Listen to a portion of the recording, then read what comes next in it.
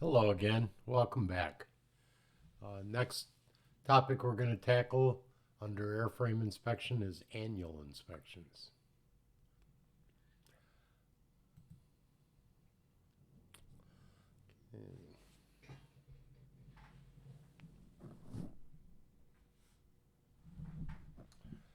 Bear with me a little bit here. All right, very similar to the last one on 100-hour inspections. We're going to look at 91 uh, 0.401, same section as we had the 100-hour inspections. 100-hour inspections were under B. This one's going to be under A. This one here is talking about annual. You can see the word annual a few times just by giving it an overview. But 409A deals with annual inspections. 409B, the requirements for having a 100-hour inspection. 100-hour inspections, that's if you're operating for hire. There's no limitation like that for annual inspections. But let's take a look at what it states. I think it just states if you're an aircraft, you need a 100-hour inspection. Um, all right.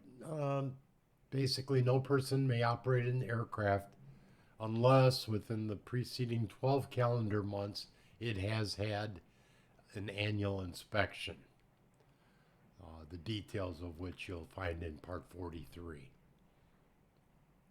and has been approved by a type of person under 43.7. And we're going to see that that requires a little bit more than an A and P. Um, or, there's always going to be the exception um, for probably the continuing inspection type programs um, that take the place of an annual, such as a progressive, an AAIP, or a CAMP program.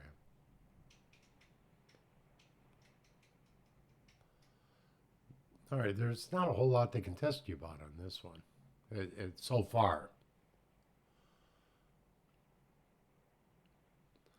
Let me see. There might be something in this last paragraph. No inspection performed under paragraph B, which is the 100-hour inspections, may be substituted for any inspection required under this paragraph. However, it is a little bit of the reverse is okay. Um, the 100 hour is only in the preceding 100 hours that it has not had an annual inspection or another 100-hour inspection. But it doesn't work going forward. Oh, we just did a 100-hour inspection last week. Sorry, but this is its annual inspection. And in fact, do it again because it's pretty much the same scope. All right, I'll bet there's a question about that. Oral question. What is the time frame within which an annual inspection must be performed if such an inspection is required? Um, you could say annually or every 12 months. You could say within the preceding 12 months because that's what it says. Do not operate the aircraft unless in the preceding 12 months it has had an annual inspection.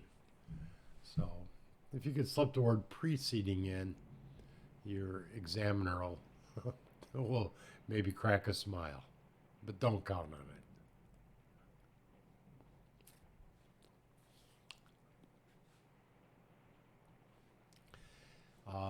Within every 12 calendar months, the aircraft must have a complete inspection performed to determine if the aircraft meets all the requirements for its certification.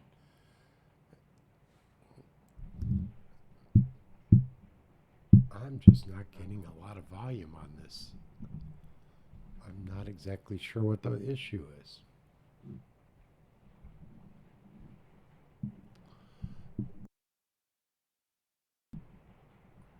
Testing? I guess you'll just have to crank up your own volume until I can figure out exactly why my audio input is not what it normally is. And you can tell I'm right here on top of the microphone.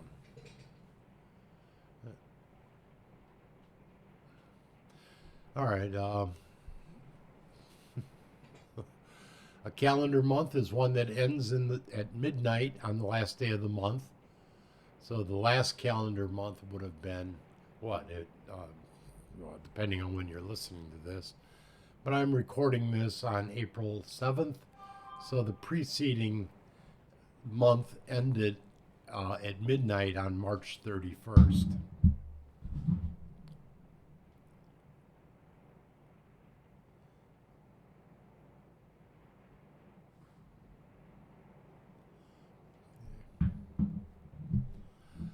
All right. For example, if the inspection was okay, if the inspection was done like today, it will not be valid until um, the end of April of next year. It will remain valid until midnight. So you, in effect, if I did it today on the 7th, I would, in effect, get an extra 23 days. So it would be a year and 23 days before it's due. Chances are they'll do it sometime in April before the end of the month. Aircraft may not be flown beyond the annual due date. You're basically grounded. You have to get a special flight permit. I've seen other places where they call it a ferry permit. Um, and that's basically limited to you flying it to an inspection facility. And you almost have to get a little bit of a certification to get that far. The question is, an aircraft was not approved for return to service after an annual inspection, and the owner wanted to fly the aircraft to another maintenance base. Which statement is correct? Since I have been involved in litigation in the past, I would tend to think that if the end of the month has not arrived, I think you would still be free because it's still okay after the last annual inspection. I guess not. Not if you fail an annual inspection. You're basically grounded. You're getting a notice that says it's unairworthy. So basically, what do you do then? A, the owner must obtain a special flight permit. B, the aircraft may be flown without restriction up to 10 hours. That's the 100 hour, not the annual.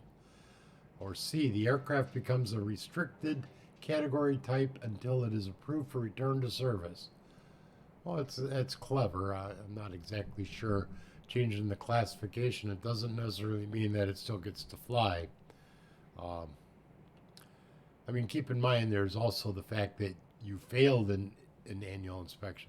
Oh yeah, the wing is not attached correctly. They're going to still let you fly it, even it's probably going to be a requirement of the special flight permit. But basically, yes, the answer is going to be the special flight permit. A.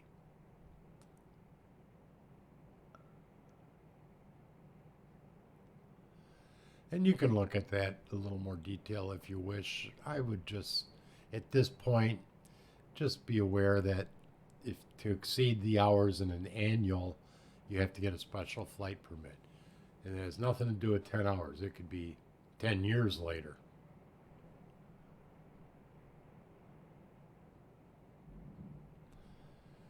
An aircraft that is due an annual inspection may be flown. Okay, you're due for the annual inspection. Does that mean overdue? All right, so let's say you're due. It's April 31st and you're due. Well, it's April 30th, and you're due for your annual inspection. Um, you may fly it. A, if a special permit has been issued for the aircraft. So far, we say that's correct. B, for the purpose of performing maintenance. Um, or C, for a period of time not to exceed 10 hours. Basically, they're trying to confuse you, the 100 hour with the annual. Anytime you see 10, add another zero. That has to do with just 100 hour inspections. Annual, is there a flight permit? So it's words. So if it's numbers or as opposed to word. So the annual is a word, so special permit is the word answer.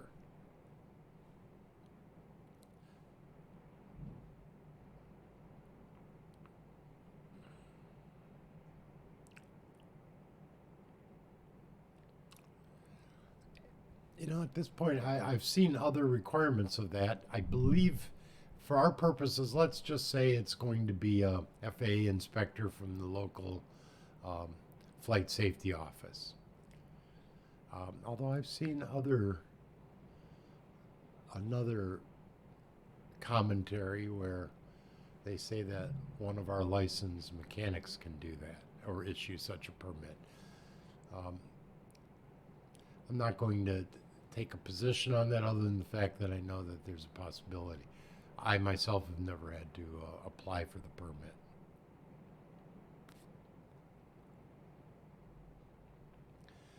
May an aircraft that is overdue for an annual inspection, I like that better, overdue as opposed to due. May it be flown to a place where the inspection can be performed? Yes, but only if you get a special flight permit. Oh, and here they're calling it a ferry permit. I did.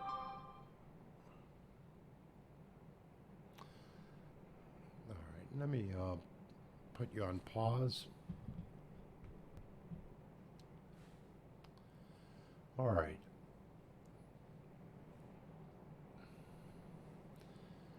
All right, we talked about the Appendix D checklist. That's the appendix to Part 43.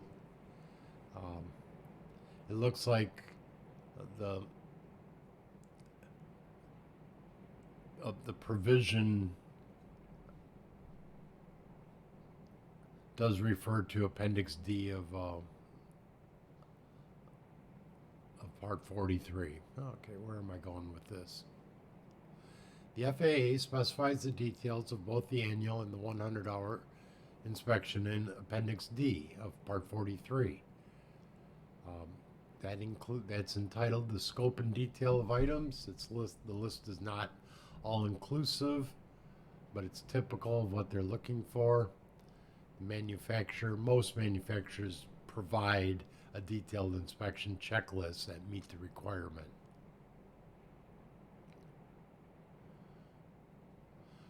All right, I thought I'd put it down. This is the whole appendix, but I only made the first part a little larger where we can actually read it. So that's the end of the first page, and here's the second page of it, and that's basically it. And it is entitled Scope and Detail. A, each person performing the inspection shall remove and open all the inspection plates and cowlings, etc. Thoroughly clean the aircraft and the aircraft engine. B, each person performing the inspection shall inspect the following components. 1, fabric and skin. Now, we looked at this a little bit with the prior. All right, I guess I didn't realize we were actually reading the appendix. Fabric and skin, systems and components. We went through those before. Those are the items that you can actually check it off the list that you've actually looked at these different parts. 3, envelope, gas bags, ballast tanks, and related parts. C, each person performing an annual or 100-hour inspection shall inspect, where applicable, the following components of the cabin and cockpit group. So the first part was the fuselage and hull group. So C is the cabin and cockpit group, and we're going to look at the first one. Generally, see if it's clean or if there's any loose equipment that might follow the controls. And you can go on. D is going to be the engine or nacelle group. E looks like it's going to be landing gear. F, wing. And you get the idea. It's not really a checklist. I mean, you could actually print this out and check next to 1, next to 2, I suppose.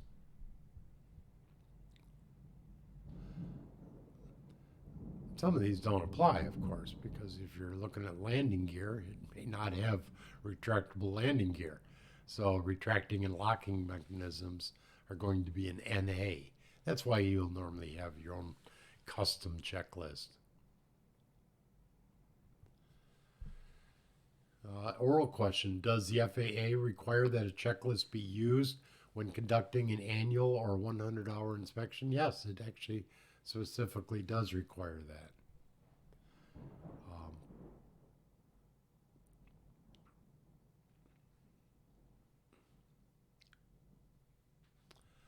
and you can find that requirement at 43 in subsection 15.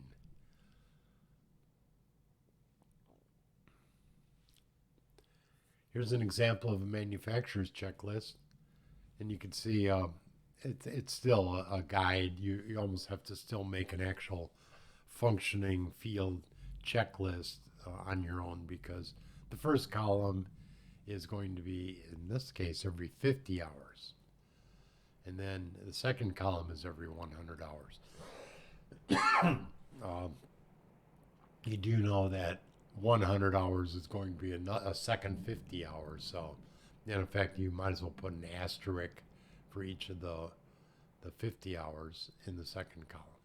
So, in effect, you do not, every 50 hours, you do not have to do, what's that, the ELT.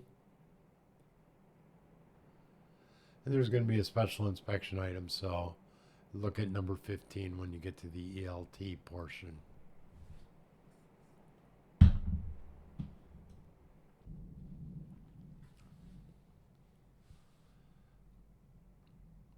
And there's a third column that they want to point out of the 200-hour. Looks like this is figure 1 of 2, so. All right, an inspection authorization. Basically, annual inspections must be performed by an A&P technician holding the IA, or the inspection authorization, or an inspector authorized by a certificated or certified repair station with an airframe rating. If the aircraft passes the inspection, the inspectors must write up the inspection results in the maintenance records and approve the aircraft for return to service. If for any reason the aircraft does not meet all the airworthiness requirements, the inspector must provide a list of discrepancies and unairworthy items to the aircraft owner. Same as, you can see, very similar to the 100-hour inspection. You do need this extra IA, though. This one's mine. Yeah, it takes 3 years as an A&P and 2 years of actual inspection experience. And then you have to keep it up to date. I believe it's 7 hours every year, which is reported every 2 years.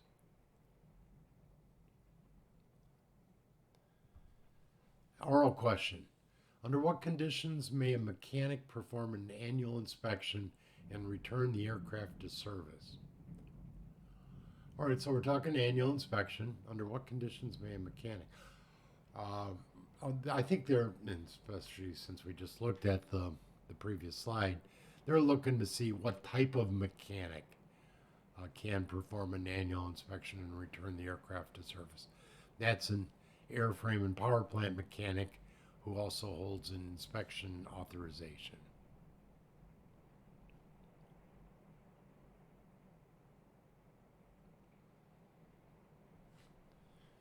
What certification is required for a mechanic to conduct an annual inspection and approve the aircraft for return to service after the inspection? Okay, they ask you the same questions several different ways, so be prepared to see multiple choice questions, true and false questions, short answer questions, all asking very similar type questions. What certification? That's airframe, power plant, inspection authorization. And the answer repeats what I just said. 8. Another oral question. What is the difference between an annual inspection and a 100-hour inspection? Um, it would be nitpicking to say that the maintenance entry is going to be slightly different, but it's not going to be that big of a difference. The big difference is who may conduct it. An A&P can do the 100-hour inspection, but needs an IA to do the annual.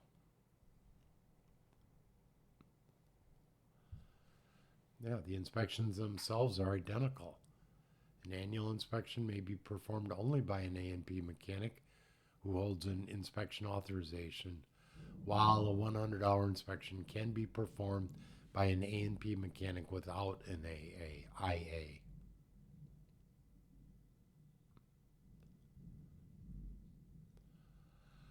All right, this is an early presentation. This was actually a GIF file. The mechanic should be opening up the toolbox to reveal duct tape. I'm not sure why it's not functioning. All right, talking about repairs. As long as the discrepancy, all right, so you conducted an annual inspection, but there's some items that that the aircraft is not passing on. It's the unairworthy items. All right, who may repair, I believe, is what we're going to talk about. As long as the discrepancy found does not require a major repair, any certified A&P technician may correct each discrepancy and then approve the aircraft for return to service. So if the inspector just lists a few things, you need to readjust the windshield wiper pressure or change the windshield wiper blade, items that a regular A&P will have no trouble doing. And if that's the only requirements and the IA did sign off on the annual, the A&P can actually correct the windshield wipers and then approve the aircraft for return to service in the logbook. Which statement is correct when an aircraft has not been approved for return to service after an annual inspection because of several items requiring minor repair? It's going to be two questions very similar. One says major, one says minor.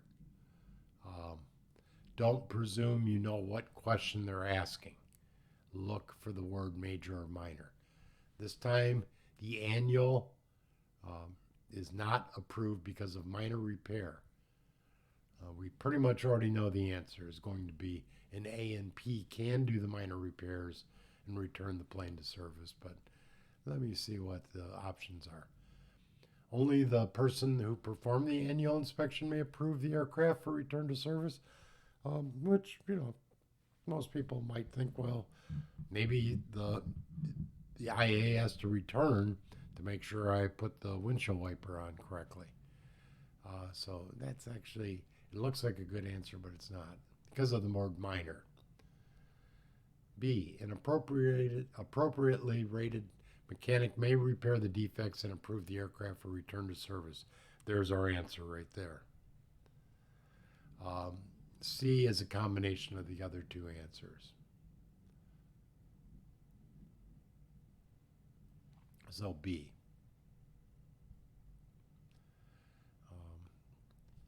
Yeah. So basically, if there's items that require minor repairs, the repairs can be made by a normal mechanic or someone with at least the rating, which could be airframe or power plant, depending on what the discrepancy is. Does not need to hold an IA, though, to release it after the annual. All right, here's our other question. What statement is correct regarding aircraft that's been found to be unairworthy after an annual inspection due to an item requiring a major repair? Now, assuming you use approved data to accomplish the repair, can you as a regular A&P do the repair and return to service? Same as a minor? Well, you could tell there's going to be a difference. So this time, we're not going to answer B because it's a major. So let's look at A, C, and D. An appropriately rated mechanic may accomplish the repair, and an IA may approve the aircraft for return to service. Well, even using the word may twice certainly makes this answer probably the best. Let's see what C does. Only the person who performed the annual inspection may approve. Oh, the same person? No, it wouldn't. There's no real reason why you have to get the same exact inspector. As long as another IA comes out, I mean, they're going to see the list of discrepancies anyway, and they're going to inspect the work completed. They have to. It's a major repair. You can't just, you know, replace a damaged wing and because you have an airframe rating, release the plane for return to service. You need basically an inspector to repair it to inspect it to make sure you did it correctly. So A is the correct answer.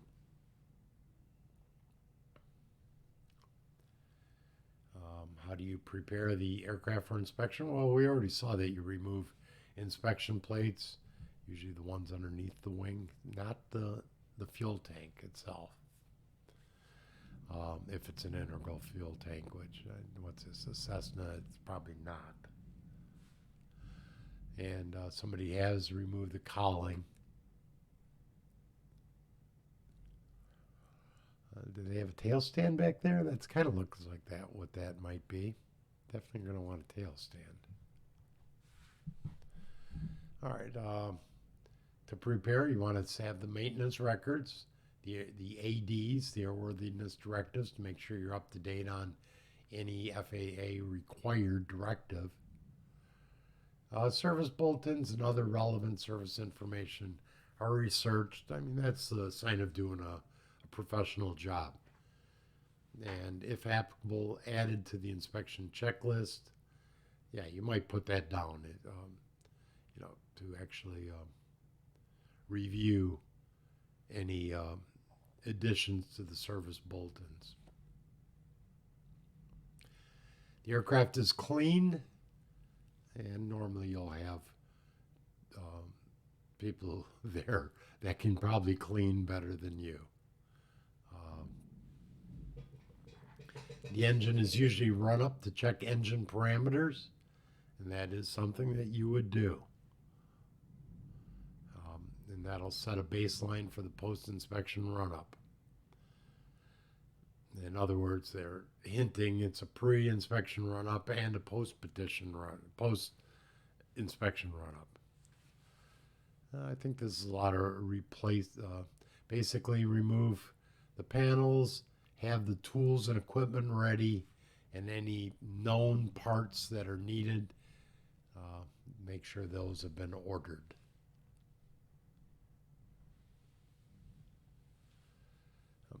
And typical inspection tools are going to be this little magnet that's on a telescoping base with a flashlight. Flashlight's the main. The magnet, yeah, it gets you to look where you can't otherwise see with direct vision. Those are the essentials. There's going to be a lot of extras. This one here is, you can see there's a little bit of a level or a spirit level tube there. So that's going to basically measure, and he's got it on the propeller blade, so that's going to measure what camber of the propeller. A de-ice boot inspection. Okay, the person on the left is inspecting the de-icer boots. This is a pitot. This is the stall warning, so it's not a big hole in the boot. But yeah, the boots, if you still have them, you're going to be looking for cracks and nicks and cuts.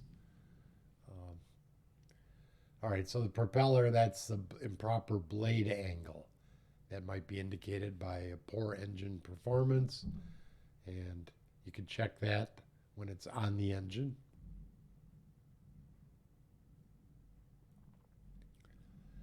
Um, Looks like someone's checking the gap of a spark plug.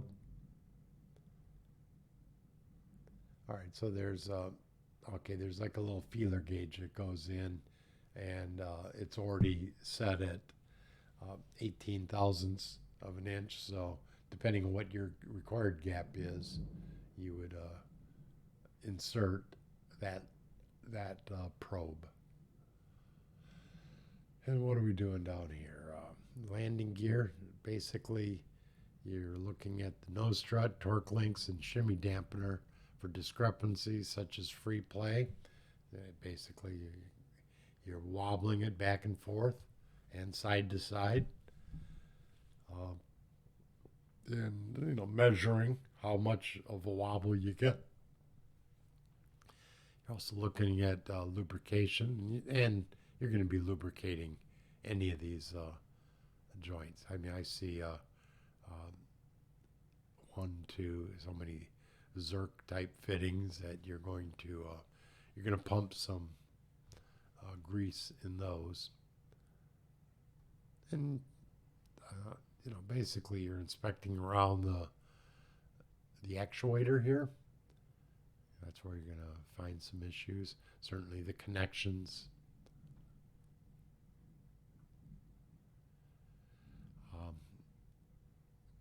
This gentleman's inspecting, I believe, the surface by putting some sort of light on it. Or is it the actual glass? That's what it is. This is more of a specialized inspection, but basically a flashlight held at an angle to the window can bring out flaws such as cracks, delamination, and crazing. Crazing is small hair-like cracks in the window caused by heat damage or improper cleaning fluids. And if you use ammonia-based products, that can cause discoloration and crazing. And the best way to actually see that is to use this flashlight at an angle on the glass itself. King Air is going through a phase 3 inspection as part of the pre-purchase examination. Totally remove the interior. Now you'll do this on annual and $100 inspections also. A lot of work. That way, it's the only way to get down there to check the cables, the wiring, the ducting for any type of deficiency. While you're got it open, you can use one of these tensiometers to basically test how much tension each of the control cables have. You can hold them up and kind of tell a little bit, but this will tell you exactly how much in what PSI. And the parameters are outlined in the aircraft service manual. Inspecting behind the instrument panel doesn't look like a lot of fun, does it? Very easy when you're in a position like this to try to accelerate your time, especially when blood's rushing to your head.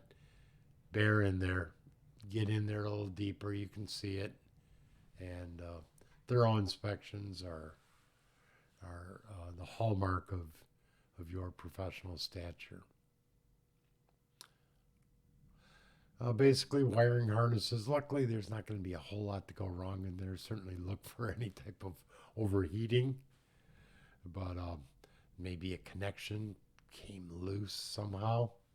They do bounce around, so it's possible a connector would have bounced off.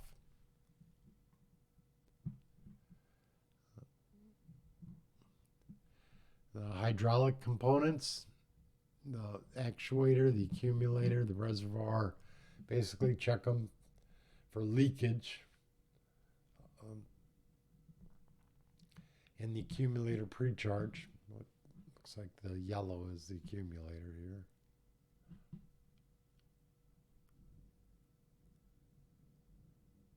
I think maybe it's over here in the blue. Anyway, certainly check the pre-charge, which is the air portion of the accumulator. Do that while the hydraulic pumps are not operating, when it's just sitting idle. Uh, when the pumps are operating, it's going to show some system pressure that might otherwise not be there. Check the mounting, security, and attachments of avionic installations. Here they've got a separate exterior avionics compartment in the nose section of the aircraft. The 402B outside will also have a avionics compartment in the nose area, but it doesn't have its own panel like this.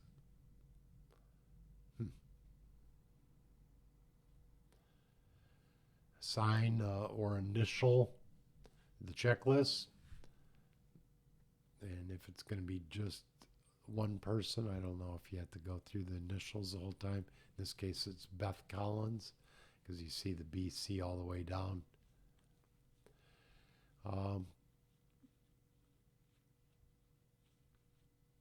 Inspected, I'm not sure what the second column is. There's a few checked. After shutdown, check for fuel and oil leaks. She's got a little check done on there. Can't quite see it. Initials inspected after inspecting item. Check discrepancy. Okay, that must be the discrepancy column if there's a discrepancy.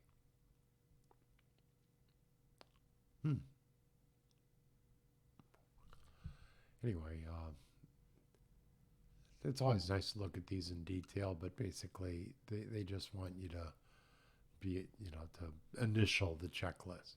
You can see a compression check of the various cylinders. You actually put down your results there. This looks like page 4 and 5.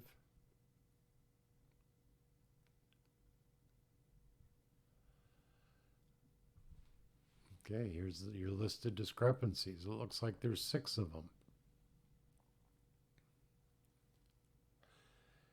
And basically allows the mechanic that's going to do the repairs to indicate what action they're taking, their initials, and date. In this case, propeller shaft seal, so you're going to what they did is they replaced the propeller shaft seal with part number 2846A. And apparently there's even serial numbers for these parts, so they took off this serial number and installed it with the new serial number. BT did that on January 18th. And so on and so forth. There was a placard missing. Somebody replaced it. The ELT battery is expired, and that was also replaced.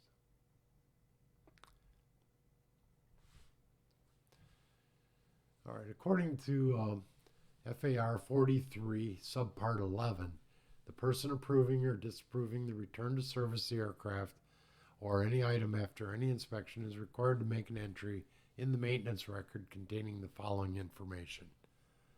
All right, so what is this? This is any inspection. So they're going to want a description of what you did, when you did it, the aircraft total time in service. That's a requirement for inspections.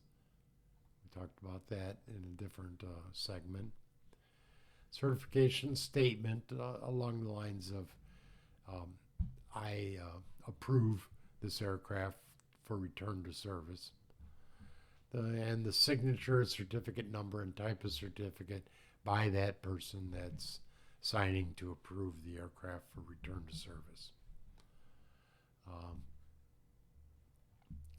And your printed name isn't required, but it's something, especially if your signature isn't that great.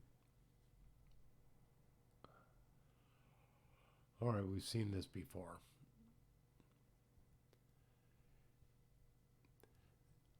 The inspection is not complete without the proper maintenance entry. Make sure that it's legible and that it does follow the requirements of FAR 43 subpart 11. Here's an example of a 100-hour inspection log entry.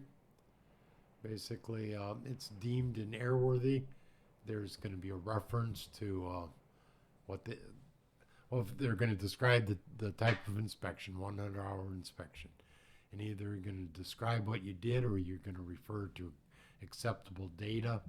And that acceptable data is in the FAR Appendix D and also the Cessna 172 service manual. And in this case, they even gave the sections of the service manual.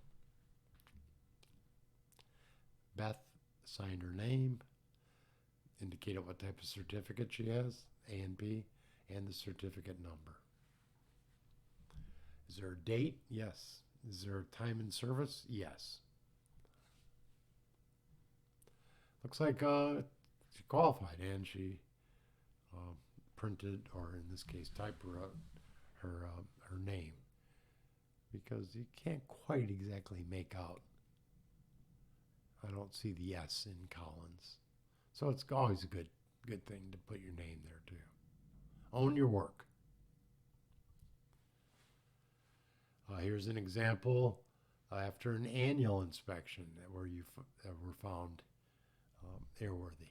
You start with what type of inspection, description of the work performed, or the reference to the acceptable data. Looks like it's basically the same type of reference. There's got an extra sentence talking about the airworthiness directive compliance and the certification statement and the signature, type of certificate, IA in this case, and the certificate number.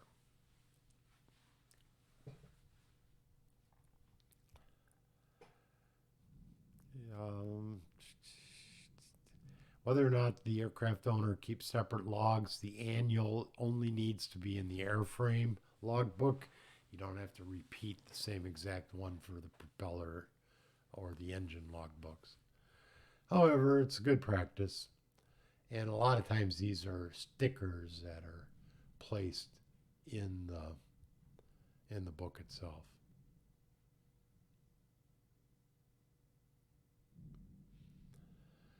All right, now once you've done that, here's your bill for doing it.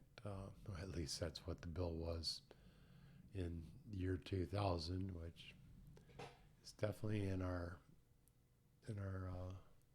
rear view mirror.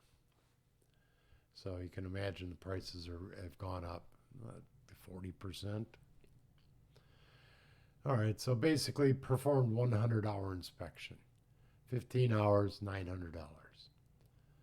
And basically she found discrepancies, and basically she repaired all the discrepancies, and there was an attached discrepancy list, but you got an idea of what the discrepancies were. I think it goes back to the same list because it ends with the ELT battery and it starts with that propeller shaft seal. All right, so this is all the same inspection program. So she repaired each of the discrepancies. One was that replacing the batteries, only a $30 half-hour charge. So we can extrapolate and say she makes $60 an hour. There's probably also a charge for the battery over here in the list of items. Yes, there is. ELT battery, $87. So basically, you're not including the battery for the $30. Same with the oil filter, the shaft seal. It looks like a tire. You're certainly not providing the client with a tire.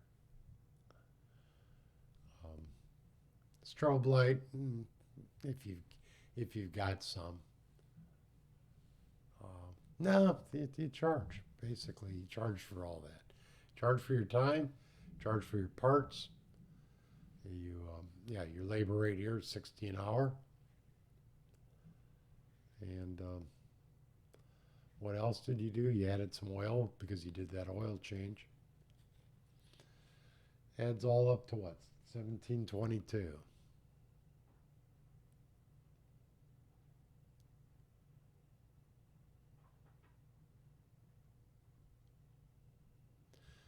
Where would you find the recommended statement for recording the approval or disapproval for return to service of an aircraft after a 100-hour or annual inspection?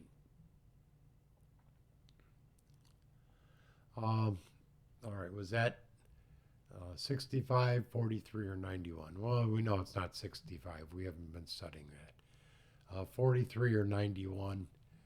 The statement itself is going to be found in 43. The requirements of the inspections are found in 91. So the statement, 43, I believe it's 4311. It is.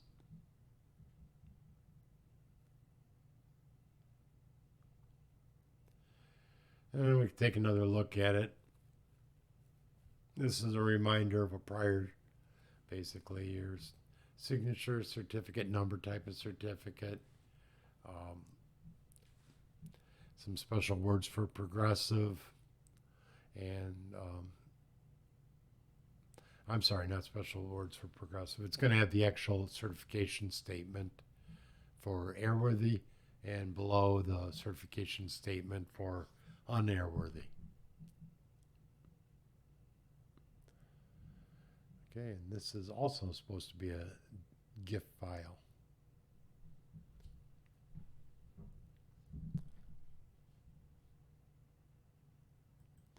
All right. Thanks for bearing with me. I can see I've got a little bit of technical work to do, but we're on the right track. So 47 minutes, we certainly did burn up some time. So time for the next break, and I'll see you afterwards. Have a good day.